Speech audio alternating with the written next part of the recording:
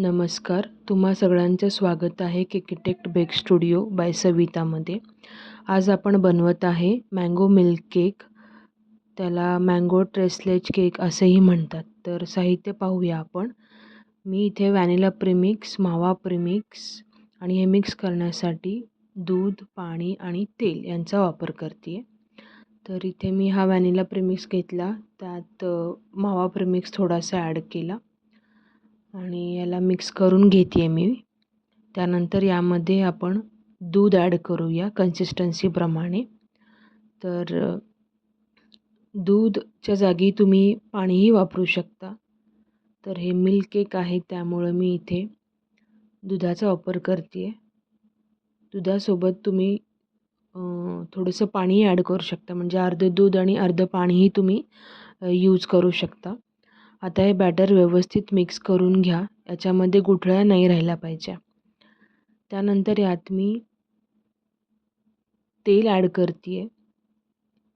तर पाणी आणि दूध ॲड केल्यानंतरच तेल ॲड करा. त्याच्यामुळे मिश्रणाला चांगले शाईन येते. आता हे घातलेलं तेल व्यवस्थित मिक्स करून घ्या. आणि जर तुम्हाला हे कन्सिस्टन्सी याची जर अजून लिक्विड करायची असेल थोडीशी, तर त्यामध्ये थोडंसं तुम्ही पाणी घालू शकता. आता मी हे बॅटर ग्लास बाउलमध्ये ट्रान्सफर करते आहे. तर मी हे बेकिंग ग्लास मोल्डमध्ये करते आहे. तर त्याला आपण OTGमध्ये ठेवूयात. तर OTGसाठी तुम्ही टेम्परेचर सेट करू शकता, टाईम आणि टेम्परेचर. तर इथे मी 30 मिनिट्ससाठी 170 डिग्री किंवा तुम्ही 160 डिग्रीलाही बेक करू शकता. आता हा आपला स्पॉन्ज बेक झालेला आहे. यामध्ये मी टूथपिक टाकून पाहते आहे. टूथपिक आपला क्लिअर आला पाहिजे, म्हणजे आपला केक व्यवस्थित बेक झालेला आहे. तर डिमोल्ड करून घेऊयात.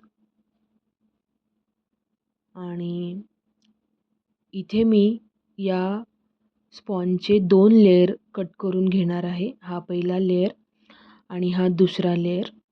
तर पहिला लेयर मी इथे ठेवून घेते आणि त्याला फोर्कच्या साहाय्याने होल्स करते आहे, सो दॅट हे जे काही आपलं मिक्सचर आहे, कंडेन्स्ड मिल्क आणि अमूल फ्रेश क्रीम आणि त्यामध्ये मी मँगो पल्पही ॲड केलेला आहे. तर हे सगळं मिक्स करून आपण त्या स्पॉन्जला सोक करायचं आहे. आता मी डेकोरेशनसाठी क्रीम बीट करून घेतली आहे, पिस्ता आहे आणि आंबा कट करून घेतली आहे. तर 195 नोझलच्या साहाय्याने मी इथं या केकला डेकोरेशन करते आहे क्रीमच्या साहाय्याने. तर गार्निशिंगसाठी याच्यावरती मी थोडे पिस्ताचे काप टाकते आहे आणि मग त्याच्यावरती मँगोज ॲड करते आहे, स्लाइस ऑफ मँगोज ॲड करते आहे. तर अशा प्रकारे हा आपला मँगो ट्रेसलेज केक बनवून रेडी आहे. तर तुम्हाला हा मँगो ट्रेसलेज केक आवडला असेल तर नक्की ट्राय करून पहा. आणि हा व्हिडिओ आवडला असेल तर माझ्या चॅनलला लाईक, सबस्क्राईब आणि शेअर करा. आता इथे मी या मँगोचं प्लेटिंग करते आहे. त्यासाठी मी एक स्लाईस कट करून घेतले. हे मिल्क मी या प्लेटमध्ये ॲड करते आहे आणि तो स्लाईस कट केलेला यामध्ये मी सर्व करते आहे. तर हा अतिशय सुंदर, यम्मी, टेस्टी आणि लहान मुलांना तर हा मिल्क केक खूप आवडेल. तर कमेंटमध्ये मला नक्की कळवा की हा केक तुम्हाला कसा वाटला आणि हा तुम्ही नक्की ट्राय करून पहा.